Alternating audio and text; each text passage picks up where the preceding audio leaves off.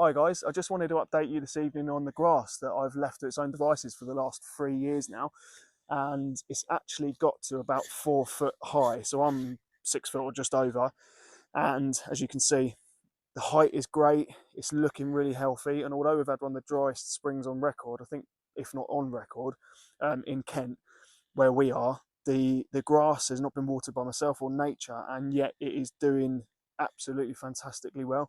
Now, obviously, we're in the middle of May, which a lot of people do no mow May for. We do mow the grass here, but we leave patches of daisies and obviously we leave patches of longer grass to do its own thing. This is the third year that I've not cut back whatsoever, and in here I can see that there are little wildflowers starting to grow.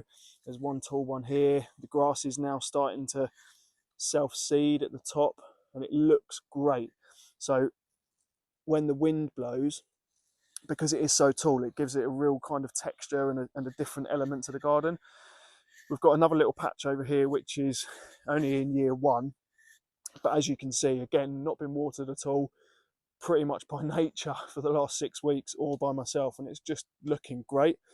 um, it gives fantastic protection for amphibians, so newts and frogs. It also is kind of its own little ecosystem. The amount of insects that are being here that will then attract birds to the garden, it's just a brilliant cycle in its own right, let alone how it looks as well. So when you're walking down the garden and you see this grass waving in the wind, it just looks fantastic, and it adds a bit of kind of a really cool natural element to the garden. It is actually next to a little wildlife pond behind me here, as you can see.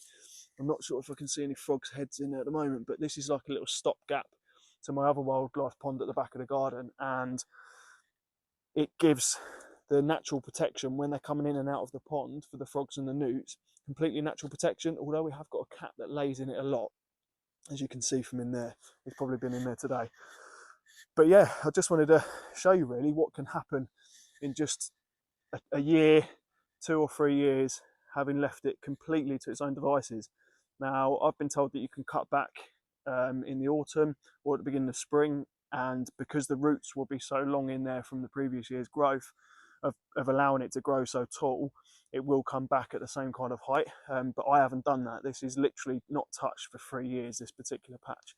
And like I said, I think it looks absolutely fantastic. So if you do get a chance, give it a go yourself. And if you do already do it, then let us know, and maybe we can have a look at yours as well.